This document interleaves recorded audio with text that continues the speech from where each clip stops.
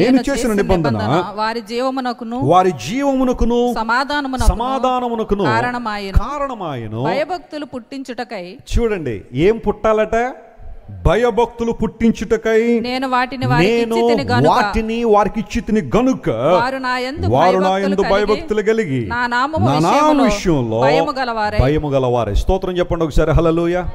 దేవుడు మాట్లాడుతున్నాడు, నేను చేసిన నిబంధన వారి జీవానికి వారి సమాధానానికి కారణమవుతుంది. అందును బట్టి నేను వారిలో భయభక్తులు పుట్టింపగా. మనిషి జీవితంలో భయభక్తులు పుట్టాలి అని బైబిల్ సెలవిస్తూ ఉంది. ఇంగ్లీష్లో భయభక్తులు అన్న చోట most of the times the fear of the lord అనే మాట వాడారు. దేవుని యందు భయము అంటే ఆయన ఏదో చంపేస్తాడు నరికేస్తాడని కాదు అక్కడ భయం, కానీ గౌరవపూర్వకమైన భయం దేవుని పట్ల మనం కలిగి ఉండాలి. దేవుని సమాధానమును ఆయన నిబంధనను గౌరవించే వారంగా ఉండాలి. భయభక్తులు కలిగిన వారే అనే మాట లేఖనాల్లో రాయబడింది. మీరు ఇంటికి వెళ్ళిన తర్వాత సామెతల గ్రంథాన్ని జాగ్రత్తగా చదివితే భయభక్తులు కలిగి ఉండడం అంటే ఏంటో, భయభక్తులు కలిగి ఉండడం ద్వారా మనిషికి కలిగే ప్రయోజనాలు ఏంటో అనేక రెఫరెన్స్లు అక్కడ ఉన్నాయి. అవన్నీ చూపించాలన్న ఉద్దేశం కాదు. చెడుతనమును విడిచిపెట్టుటయే లేదా విసర్జించుటయే యెహోవా యందు భయభక్తులు కలిగి ఉండుట అనే మాట వాడాడు. యెహోవా యందు భయభక్తులు కలిగి ఉండడం ద్వారా దీర్ఘాయువు కలుగుతుందని బైబిల్లో ఉంది. యెహోవా యందు భయభక్తులు కలిగి ఉంటే జ్ఞానమునకు మూలం అన్నాడు. నిజమైన జ్ఞానం మన జీవితంలో రావాలంటే దేవుని యందు భయభక్తులు కలిగి ఉండాలి. దేవుని యందు భయభక్తులు కలిగి ఉండడం ద్వారా క్షేమకరమైన పరిస్థితులు మన జీవితంలో ఉంటాయని లేఖనాలు రాయబడ్డాయి. ఒక మనిషి జీవితంలో సందేహాలు పుట్టకూడదు, వివాదాలు పుట్టకూడదు, కోపం పుట్టకూడదు. మరి ఏం పుట్టాలి అని ఆలోచన చేస్తే దేవుని యందు భయభక్తులు కలిగి ఉండాలని లేఖనం సెలవిస్తూ ఉంది. ప్రపంచంలో రెండు రకాల ప్రజలు. ఒక గుంపు ఎవరంటే దేవుడు అంటే భక్తి ఉంటుంది, కానీ చాలామందికి దేవుడు అంటే ఏముండదో భయం ఉండదు. మరో గుంపు ఎవరంటే దేవుడు అంటే భయం ఉంటుంది, కానీ దేవుడు అంటే ఏముండదో భక్తి ఉండదు. కానీ దేవుని బిడ్డలకు భయభక్తులు ఆ పదాన్ని చాలా చోట్ల మనం కలిసే చూస్తూ ఉంటాము. దేవుని యందు నిజమైన భయభక్తులు మనం కలిగి ఉండాలని బైబిల్ సెలవిస్తూ ఉంది. నాన్నగారు చెబుతుంటారు, ఒకసారి ఓ దొంగోడు ప్రార్థన చేసుకున్నాడట. చెప్పండి, దొంగోడికి ఏముంది? ప్రార్థన చేశాడు. ఏమైనా తెలుసా? ప్రభువా నేను దొంగతనానికి వెళ్ళుచున్నాను, ఏమైనా దొరికినచో నీకు దశంభాగం ఇచ్చుకుంటాను అన్నాడట. అది నిజమైన భయమేనా? దేవుడంటే నీకు నిజంగా దేవుడు అంటే భయం ఉంటే దొంగతనానికి వెళ్తావా? మళ్ళీ ప్రార్థన ఏంటంటే దొంగతనానికి వెళ్ళినచో నాకేమైనా దొరికినచో నీకేమి ఇచ్చుకుంటానో దశంభాగం ఇచ్చుకుంటాను. కొంతమంది సినిమా థియేటర్కి వెళ్ళేటప్పుడు ప్రార్థన, ప్రభువా నీ దాసురాలను ఎక్కడికి వెళ్తున్నాను, సినిమాకి వెళ్ళుచున్నాను ప్రభువా, అక్కడ లైన్లో ఎక్కువసేపు నిలబడలేదైనా నేను, కాళ్ళు లాగేస్తున్నాయి ప్రభువా, నేను వెళ్ళగానే ఏం దొరికేలా మంచి ఏరియాలో టికెట్ దొరికేయాలి ప్రభువా, బ్లాక్లో అంటే మళ్ళీ కొనలేకపోతున్నాను నేను, డబ్బులు లేవు మన దగ్గర, కొంచెం సహాయం చేయ ప్రభువా. చేస్తాడా దేవుడు అలాంటి సహాయాలు? అలాంటి ప్రార్థనలు చేస్తున్నావు నువ్వు? నీ ప్రార్థన యథార్థంగా ఉండాలి, అర్థవంతమైన ప్రార్థన ఉండాలి, అంతేగాని వ్యర్థం లేని ప్రార్థనలు చేయడానికి వీల్లేదు. భయభక్తులు. ఒకసారి ఒక ప్రాంతంలో క్రిస్మస్ కార్యక్రమం పెట్టారట. ఆ గ్రామంలో కొంతమంది పెద్దలు ఉన్నారు, వాళ్ళకి ఎవరికి భయభక్తులు లేదు దేవుడు అంటే. క్రిస్మస్ కార్యక్రమం జయప్రదం చేయాలా, అందులో బట్టి జయప్రదం చేయాలంటే మనకి ఫండ్స్ కావాలి, డబ్బులు కావాలి. ఈ డబ్బులు కావాలంటే ఏం చేయాలా? ఆలోచన చేసి అన్ని సంఘాలు ఇలా ఉంటాయి నేను అంటలేదు, ఆ గ్రామంలో ఆ సంఘం అలా ఉంది ఆ రోజు. వాళ్ళు ఏం చేశారంటే, మరి క్రిస్మస్ కార్యక్రమం జరిగించాలంటే మనకు డబ్బులు కావాలి కాబట్టి ఈ సంవత్సరం మన గ్రామంలో సారా పాట మనమే పాడదాం, ఎవడైనా తాగాలంటే ఎక్కడికి వచ్చి తాగాల, మన దగ్గరే తాగాల అని మొత్తం పెద్దలందరూ కూడా సారా పాట పాడేసి డబ్బాలన్నీ వాళ్ళ దగ్గర పెట్టుకున్నారు. గ్రామస్తులందరూ తాగాలంటే ఎవరి దగ్గర రావాలి? వీళ్ళ దగ్గరికి వెళ్ళి. ఇప్పుడు అది అమ్మడం ద్వారా వచ్చే లాభాన్ని ఏం చేస్తారంట వీళ్ళు? క్రిస్మస్ కార్యక్రమం జరిగిస్తారట. అలాంటి దేవుడు ఒప్పుకుంటాడా? అలాంటి కార్యక్రమం ద్వారా దేవునికి మహిమ వస్తుందా? సరే అనుకున్నారు, సారా పాట పెట్టారు, అందరూ వచ్చి తాగుతున్నారు, చిన్న పెద్ద తేడా లేదు, తాగేసి పడిపోతూ ఉంటే బాగా లాభాలు వచ్చాయి. వెంటనే ఆ డబ్బులతో క్రిస్మస్ పెడదామని ఆలోచన చేశారు, పెట్టారు, క్రిస్మస్ పెట్టారు. ఈ లోపల ఎవడో మళ్ళీ ఆ రోజు కూడా తాగేసి గొడవ స్టార్ట్ చేశాడు. ఆ గొడవ స్టార్ట్ అవగానే ఏమంటే గొడవ మామూలుగా ఉంటుందా? ఒకరితో మొదలైన గొడవ ఇద్దరితో మొదలైన గొడవ నలుగురితో మొదలైన గొడవ 6, 8 అలా పెరిగిపోయి మీటింగ్ జరగాల్సిన చోట ఫైటింగ్ జరిగింది. అందరూ కొట్టుకుని ఆఖరికి పోలీసు వారు ఎంటర్ అయ్యి వ్యాన్లు వేసుకొచ్చి, బస్సులు వేసుకొచ్చి, జీపులు వేసుకొచ్చి అందరిని తీసుకెళ్ళి పోలీస్ స్టేషన్లో ఒక్కొక్క ఆ సెల్లో పెట్టేసి కూర్చోబెట్టారు. ఇప్పుడు ఎక్కడ జరుగుతుంది క్రిస్మస్ పండుగ? పోలీస్ స్టేషన్లో, జైల్లో. ఇలాంటి సంఘాల ద్వారా దేవునికి ఏమైనా మహిమ వస్తుందా? ఆచార సమాన సంఘాలు లేవా ఇలాంటివి? కేవలం యేసు ప్రభు ఫోటో పెట్టుకునో, లేకపోతే ఒక బొమ్మ పెట్టో, మరియమ్మ గారి విగ్రహం పెట్టో క్రిస్మస్ పండుగ చేసేసామో, ఇలాంటి పనులు చేస్తున్నాం. చాలామంది చేస్తున్న పనుల ద్వారా దేవునికి ఏమైనా మహిమ వస్తుందా? బైబిల్ సెలవిస్తూ ఉంది, నేను వారితో నిబంధన చేశాను. I have establish a covenant with them. వారి యందు నేను భయభక్తులు పుట్టింపగా వారు నన్ను మహిమపరుచున్నట్లుగా. ఈరోజు దేవుని బిడ్డ, ప్రభు యొక్క చిత్తాన్ని నెరవేర్చిన వాడవై దేవుని యందు భయభక్తులు కలిగి ఉంటే ప్రతికూల వాతావరణంలో కూడా దేవుడు తన విడుదలను నీకు ఇవ్వగలడు. Praise the Lord. దానియేలు ప్రార్థన చేయడానికి సాహసం చేశాడు. తెగింపు దానియేలులో ఉంది. ఎందుకోసం అంటే 30 రోజులు 30 days రాజుకు తప్ప మరి ఎవ్వరికి ప్రార్థన చేయకూడదని ఒక శాసనం ఆ రోజుల్లో పుట్టింది. అది కేవలం దానియేలు కోసమే పుట్టించారు. దానియేలుని ఇంక ఏ విషయంలో కూడా పట్టుకోలేకపోతున్నారు.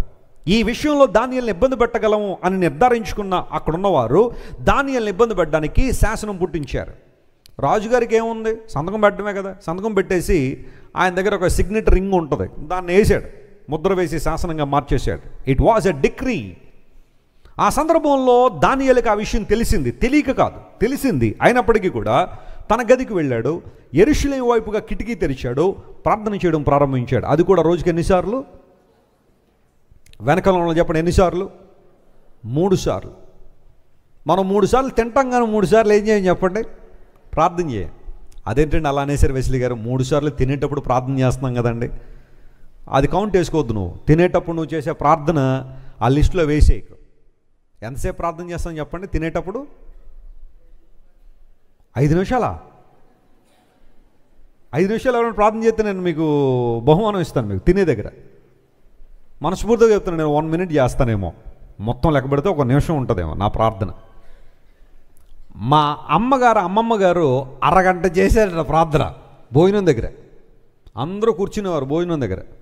మా అమ్మమ్మగారు వాళ్ళ అమ్మగారు ప్రార్థన మొదలెట్టారు. ప్రభువా, ఈ ఆహారమును పండించిన రైతును దీవించు ప్రభువును మొదలెట్టేదంట. అంటే మీకు అర్థమైపోతుంది, ఆ రైతు దగ్గర నుండి స్టార్ట్ అయ్యి ఈ అరిటాకుల్లోకి అన్నం వచ్చేదాకా మధ్య మధ్యలో ఎంతమంది ఉన్నారో అందరి కోసం ప్రార్థన చేసేసరికి ఈ వీళ్ళు ఒక 2 నిమిషాలు చూసి, ప్రభువా, మా అమ్మమ్మ గారు ప్రార్థన చేయుచుండగా మేము ఆరగించుచున్నాము, సహాయం చేయమని వీళ్ళు చిన్నగా ప్రార్థన చేసేసి అందరూ తినేసి వెళ్ళిపోయిన తర్వాత అప్పుడు మా అమ్మమ్మ గారు అమ్మ కళ్ళు తెరిచి చూసి ఎవరు ఉండేవారు కాదు. ఆ తర్వాత చక్కగా మేము ముద్దపప్పులో ఆవకాయ వేసుకుని నెయ్యి వేసుకుని తినేసి లేసేది. అవి అరగంట సేపు భోజనం దగ్గర ప్రార్థన చేసేవాళ్ళు ఎవరు మనకు కనబడకపోవచ్చు. Don't count that prayer. ప్రార్థన అంటే అది కాదు. భోజనం దగ్గర బయటికి వెళ్ళేటప్పుడు చేసే ప్రార్థన కాదు. కొంతమంది భయం వేసి ప్రార్థన చేస్తారు. కొన్ని సందర్భాల్లో భయం వేస్తుంది వాళ్ళకి. రాత్రులు పడుకున్న తర్వాత ఏదో ఒక చెడ్డ కల్లో లేకపోతే ఏదో రాగానే భయం వేసి వెంటనే, ప్రభువా ఎక్కడున్నావు నాయన, నీ దూతల పరివారంతో ఏం చేయ ప్రభువా, దిగొచ్చే నాయన, వచ్చే ప్రభువా పరివారంతో, అస్సలు నువ్వు ఆగద్దు నాయన అన్నట్టుగా. రాత్రి 12-1 గంట దాకా హర్రర్ సినిమాలు చూసి, దయ్యాల సినిమాలు, భూతాల సినిమాలు ఇవన్నీ చూసి పడుకున్న తర్వాత మధ్యరాత్రులు ఎవరో పీక మీద కూర్చున్నట్టుగా ఆ ఫీలింగ్ రాగానే ప్రభువా నీ పరివారంతో దిగొచ్చానంటే ఆయన వచ్చేస్తాడు. మరి ఆయన అంత ఖాళీగా ఉన్నాడు. ఆయన దూతలందరినీ నా చుట్టూ పెట్టే ప్రభువా అనే ప్రార్థన చేసేవాళ్ళు కొంతమంది ఉంటారు. అవన్నీ కౌంట్ చేసుకున్నావు ప్రార్థనలో? Prayer is nothing but talking to God. You should have a private personal time spending with God. దేవునితో ఒక వ్యక్తిగత సంబంధమైన ప్రార్థన నీకు ఉండాలి. నాకు చాలా సంతోషం, కొంతమంది 10 మందితో కలిసి ప్రార్థన చేస్తారు. సంఘంలో ప్రార్థన అంటే వస్తారు, ఆల్ నైట్ ప్రేయర్ అంటే వస్తారు, బైబిల్ స్టడీ అంటే వస్తారు, ఆరాధనలు అంటే వస్తారు. 10 మందితో ప్రార్థన చేయడం వాళ్ళకి ఇష్టమే, కానీ వ్యక్తిగతంగా దేవునితో సమయాన్ని గడపరు. కొంతమంది పర్సనల్ ప్రేయర్ టైం వారికి ఉండదు. ఎందుకోసం అంటే ఇప్పుడే కదండి చర్చిలో చేసి వచ్చాను కదండి ప్రార్థన అందరితో కలిసి, ఇంక చాలండి అన్న ధోరణిలో చాలామంది ఉంటారు. కానీ ఒక కన్సిస్టెంట్ ప్రేయర్ లైఫ్ నువ్వు డెవలప్ చేసుకోగలిగితే దేవుని రూపంలోనికి మనం ఏం చేస్తుంటాం చెప్పండి? మారుతూ ఉంటాం. Prayer changes things. ప్రార్థన మన పరిస్థితులు మారుస్తుంది. డేనియల్ ప్రార్థన చేస్తున్నాడు ముమ్మారు. యెరూషలేము వైపుగా తన కిటికీ తెరిచి ప్రార్థన చేశారు. యూదులకు ఒక మంచి లక్షణం ఉంటుంది ఏంటంటే టువర్డ్స్ జెరూసలేం వాళ్ళు ఆ ఫేస్ పెట్టి ప్రార్థన చేస్తారు. మహమ్మదీయ సోదరులు మక్కా వైపు తిరిగి ప్రార్థన చేసినట్టుగానే యూదులు యెరూషలేం వైపు తిరిగి ఏం చేస్తారు? ప్రార్థన చేస్తారు. అలా అని చెప్పి మనం ఇప్పుడు మరలా ఎటో వైపు తిరిగి ప్రార్థన చేయాల్సిన అవసరం లేదు. మన దగ్గర ఇప్పుడు అందరం కూడా మళ్ళీ ఆ కంపాసులన్నీ కొనుక్కొని ఎటండి, నార్త్ ఎటండి, సౌత్ ఎటండి, ఎటువైపు తిరగాలండి, ఇది అక్కర్లే, ఈ బాధ అక్కర్లా, నువ్వు ఎక్కడ ఉంటే అక్కడ ఏం చేయొచ్చు? ప్రార్థన చేయొచ్చు. దేవుని వైపు మన మనస్సులు కేంద్రీకరించి వీ కెన్ ప్రే. దానియేలుని తీసుకెళ్ళి సింహాల బోన్లో వేశారు. సింహాల బోన్లో వేసినప్పటికీ కూడా సింహాలు దానియేలుని ఏం చేయలేదు? టచ్ చేయలేదు. బహుశా నేను అనుకుంటాను ఆ సింహాలన్నీ కూడా దానియేలు గారు లోపల పడగానే ఈరోజు ఒక పెద్ద సింహం వచ్చింది రోజు అనుకున్నారు. Praise the Lord. చెప్పండి, ఏ సింహం వచ్చింది? ఎ ట్రూ లయన్, ఒక నిజమైన సింహం వచ్చింది మనలోనికి. అవన్నీ దూరంగానే ఉన్నాయి. పూర్వదినాల్లో ఎవరినైనా సింహాల బోన్లో కనుక వేస్తే వారం రోజులు వాడికి ఏమీ పెట్టేవారు కాదట.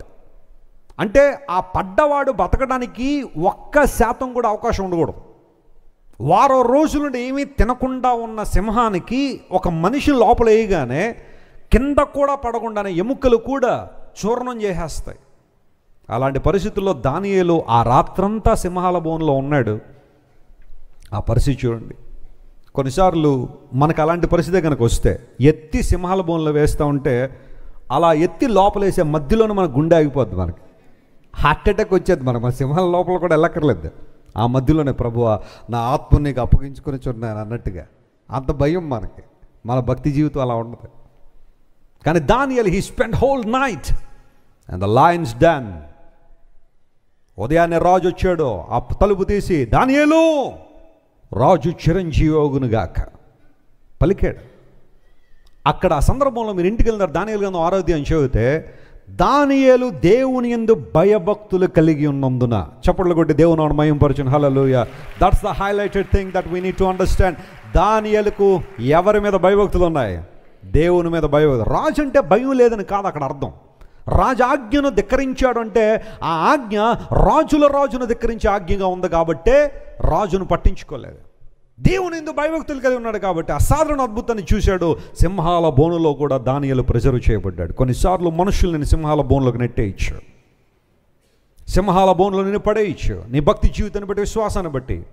కానీ as long as you look an to God, దేవుని వైపు నువ్వు చూసినంతకాలం సింహాల బోనులో కూడా దేవుడిని సురక్షితంగా ఉంచగలిగే గొప్ప దేవుడు ఆయన. దానియేలును దేవుడు బహుగా ఇచ్చించాడు. ఆ సంఘటన ద్వారా అతని జీవితంలోకి వచ్చిన ఆ శ్రమ దానియేలును ప్రమోట్ చేయడానికి వచ్చింది. Praise the lord.